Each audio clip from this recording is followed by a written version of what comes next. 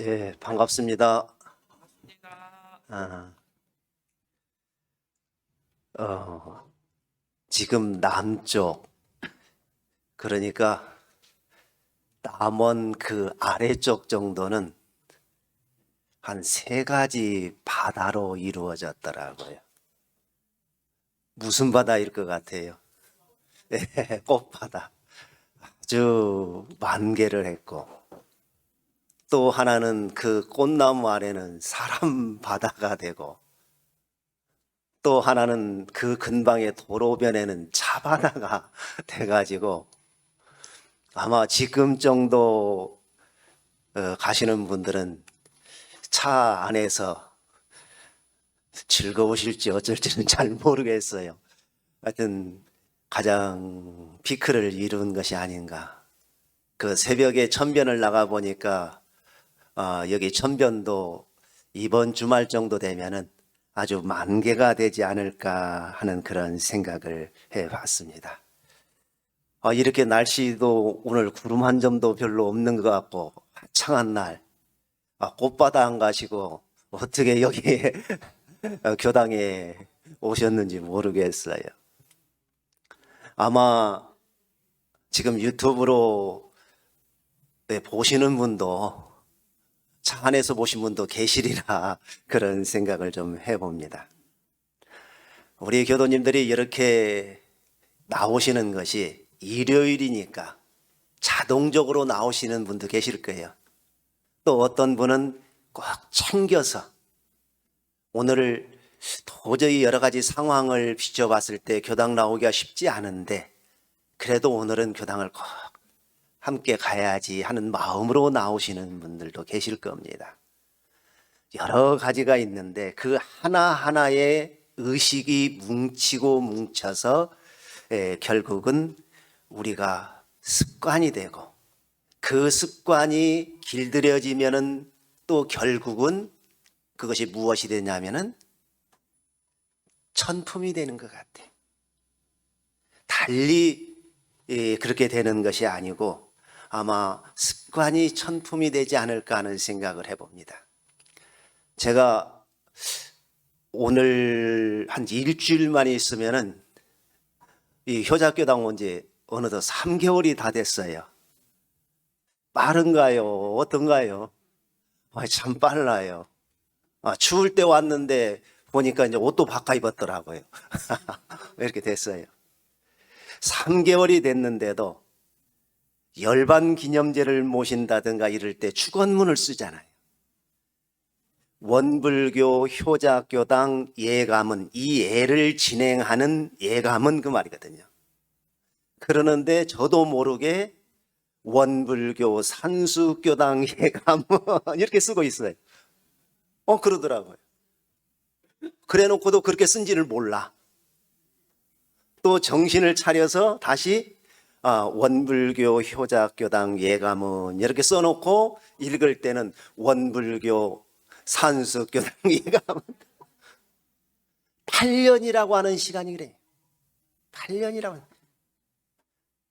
하물며 우리가 60년, 70년, 80년, 90년, 100년의 그러한 이 몸을 가지고 살아가면서 어떻겠느냐고. 어떻겠느냐고. 다음에 우리가 어떠한 것을 할 때 어린 아이들을 진짜 잘 키우고 싶다고 하면은요, 어렸을 때 그 전생의 그것이 그대로 나타날 때가 있어요. 아무 사심이 없을 때. 그런데 이 생에 태어나서 어느 정도 함께 하면은 전생 것과 이생 것이 같이 어울려져 버려요. 그래서 슬기로운 부모는 그 아이가 그 어렸을 때 어떠한 그러한 성질을 가지고 태어났는가, 어떠한 특성을 가지고 태어났는가를 가장 잘 파악해서 그것을 길러주는, 그것이 가장 좋은 교육이다. 일반적인 교육은 그래요. 일반적인 교육은요. 그러지만은 큰 공부를 할 때는 때로는 잘하는 것을 멈춰야 될 때가 있어요. 잘 되지 않은 것을 일부러 챙겨서 해야 될 때가 있고, 이 두 가지가 겸해야지만이 원만한 성품을 가진 것이다, 이렇게 이야기를 할 수가 있습니다. 그 대종사님께 대산 김대거 종사님이 여쭈었어요. 열반경에 전생의 일을 알고자 하거든. 지금 하는 것을, 우리가 지금 하고 있는 것이 전생에 있었던 그 습에 의해서 발현이 돼서 현재에 이루어진 것이 융합이 돼서 나오거든. 그거거든요. 전생사를 알고자 할 텐데 금생에 받은 바를 보면 알고, 내생 다음 생에 어떻게 될 것을 알고자 할 텐데 금생에 짓는 것을 보면은 그대로 나타난다. 열반경의 말씀을 가지고 쭉 여쭈게 돼요. 대종사님 당대 때 제자 중에 한 분이 양산 김중묵 종사님이 계셨어요. 지금은 열반을 하셨습니다마는 그 인과에 대해서 일생을 궁구해서 아주 큰 깨달음을 얻으셨죠.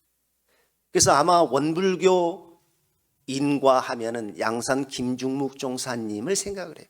그래서 전국을 다니시면서 인과에 대해서 수없는 법문을 설하셨어요. 아마 천도제 종제에도 가장 많이 다니셨을 거예요. 그 양산 김중묵 종사님께서 대종사님께 당신 동생에 대해서 의문난 점이 있어서 여쭤봤어요. 그 동생분이 누구냐면 김태호라고 하는 분이에요. 하여튼 대단한 분이기도 하고 속된 표현하면 좀 괴짜이기도 하고, 그러시는 것 같아요. 그림도 기가 막히게 그리셔요. 그림뿐만이 아니고 또 다양한 재능이 많아요. 그래서 그분을 추종하는 사람들이 굉장히 많아요. 그래서 여러 가지 발명도 하고, 또 그거 하다가 누가 신고를 하면은 큰 집에도 가서 몇 년 살다 오다가, 그럼 돈이 없잖아요. 돈이 없으면은 그림, 우리나라의 큰 호랑이 대호를 그리는데 아주 일인자이셨어요. 그림 한 점 그려가지고 팔아서 다시 연구하시고요. 아주 대단한 분이에요. 7살 때요. 7살 때. 어느 날 모 절에를 갔다 그래요. 절에 가면은 불화들 있잖아요. 그림이 있잖아요. 그림이 있는데 어린 아이가 그러더래요. 나도 그리겠네. 참. 스님이 보고는 어찌 보면 어떠겠어요? 이해가 되지도 않고 이 어린 것이 뭘 알겠다고 나도 그리겠네. 진짜 그릴 수 있느냐? 왜 나도 그리겠어요. 그래서 붓하고 물감을 갖다가 주니까 척척 그리는데 기가 막히더라는 거예요. 몇십 년을 그린 나보다 못지않게 그리는 걸 보고 깜짝 놀란 거예요. 세상에 이러한 어린 천재가 어디가 있느냐. 그래서 그때 당시는 초등학교가 아니라 국민학교잖아요. 소학교가.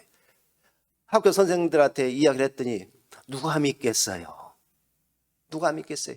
그러니까 다시 그려보려고 하니까 그리는데 기가 막히게 그리더라는 거예요. 기가 막히게 그리기는 그려요. 그러니까 그 학교에서 그 주위에서 조금만 잘 뒷바라지를 해주면은 어때겠어요? 그 미술계에 큰 인물이 나겠다 싶어서 이 뒷바라지를 해주는데, 그때부터 그 어린 태호가 그림을 그리기 시작하는데 밤낮이 없어요. 집중을 한 번 하면.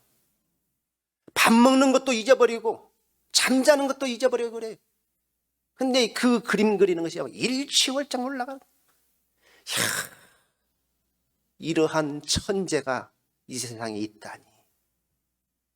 그러는데 어느 선까지 딱 하고 나서는 더 이상 진보가 안 되는 거예요. 진보가.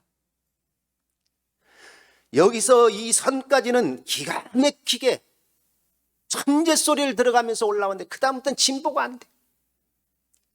그러니까 양산 김중묵 종사님이 그 이야기를 대종사님께 올리면서 어찌하여 그렇습니까? 어찌하여? 그러니까 대종사님께서 뭐라고 말씀을 해 주셨느냐면 떼밭을 아느냐? 떼밭. 혹시 떼밭 아셔요?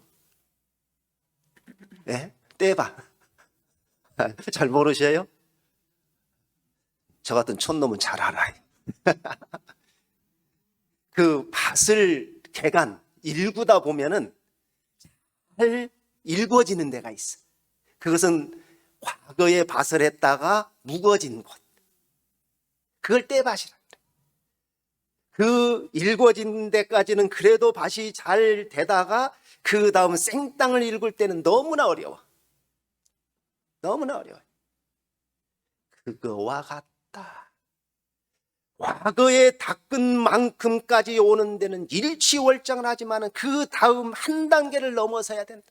그러면은 꾸준한 적공이 있지 않으면 그 단계를 넘어서기 어렵다.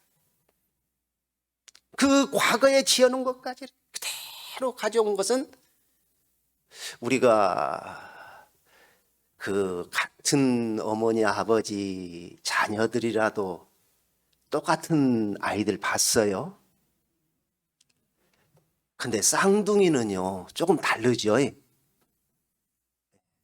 그 쌍둥이로 같이 태어난다고 하는 것은 굉장히 그 형제가 됐든가 자매가 됐든가 일란성이 됐든가 이난성이 됐든가 그 대단한 인연이에요.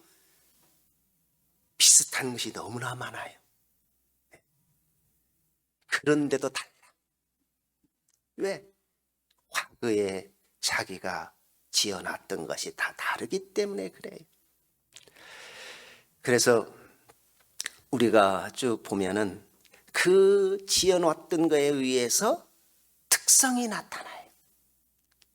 같은 형제들이라도 어떻게 해요? 어떤 애는 그냥 성격이 어떻게 급하죠. 어떤 사람은 그냥 느긋하고. 근데 같이 급한 놈들끼리 같이 살면 못 살아요 또요. 그 답답해도 이렇게 조화가 이루어져야겠더라고요. 이제 그러는데 대종사님께서 왜 이렇게 같은 부모 밑에서 태어난 아이라도 다 특성이 다르느냐?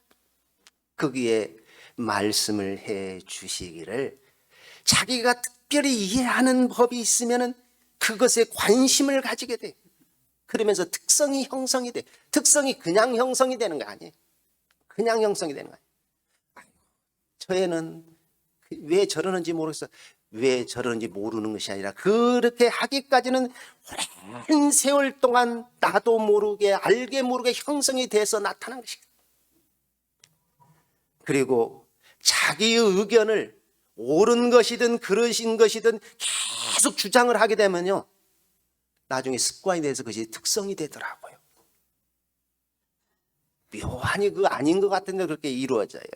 그리고 선천적으로 가지고 있는 그 습성이다 그랬어.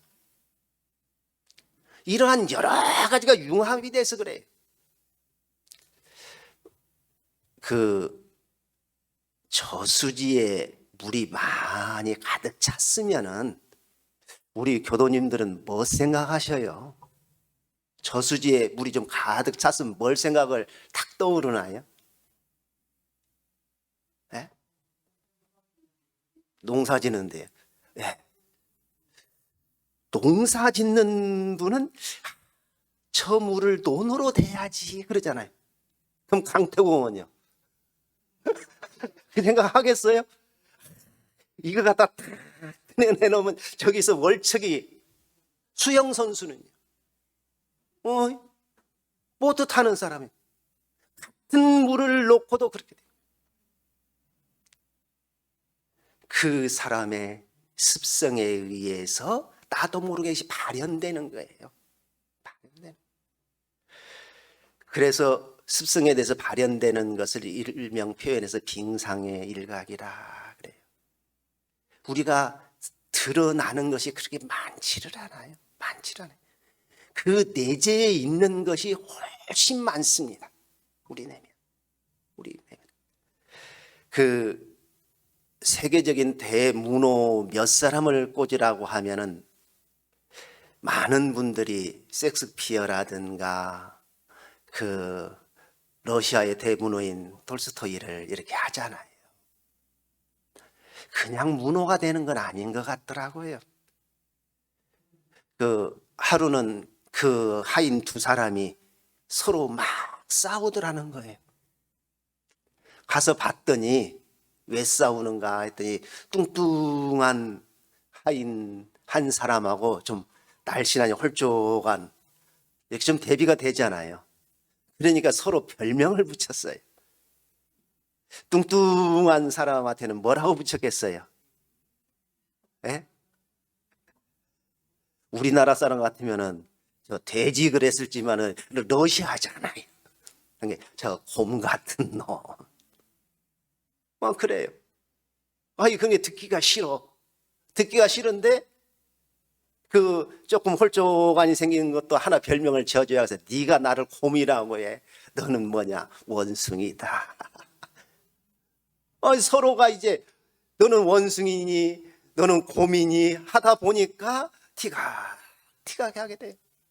그래서 가서 봤더니 이제 그 서로가 곰이라고 하면은 곰이라고 하니까 싫고 원숭이라고 하면은 원숭이라고 하니까 싫어서 그렇게 티각티각 한다고 그래요.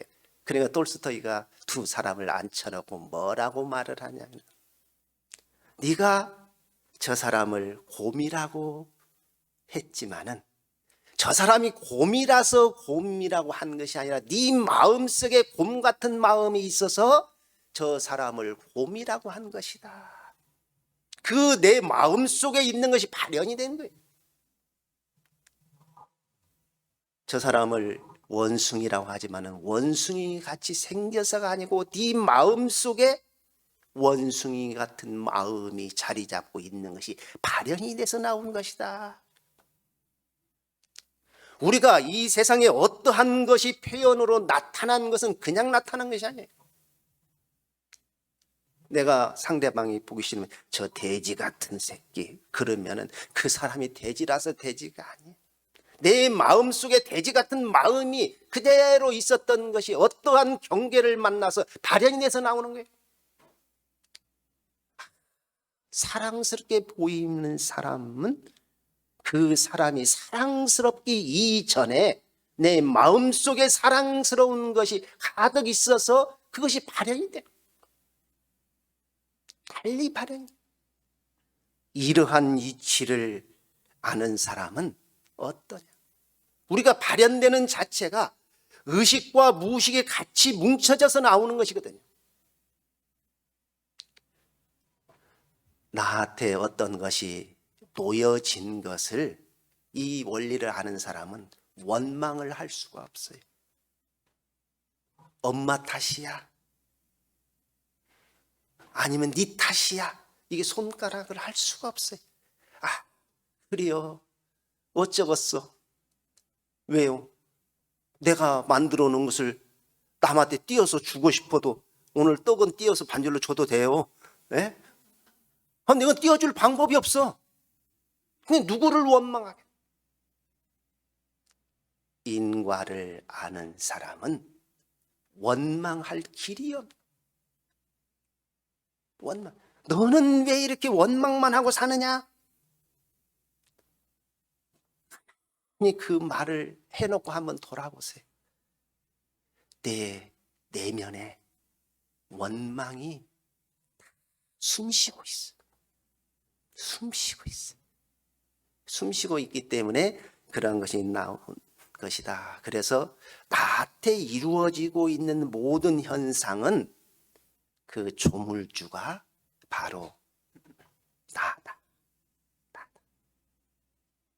그래서 그 조물주가 나이기 때문에 내가 하나하나 의식하고 의식하지 않는 그러한 것들이 쌓이고 쌓여서 습성이 되고 습성이 다시 천성이 된다. 그 말씀을 드리면서 제 이야기 마치도록 하겠습니다.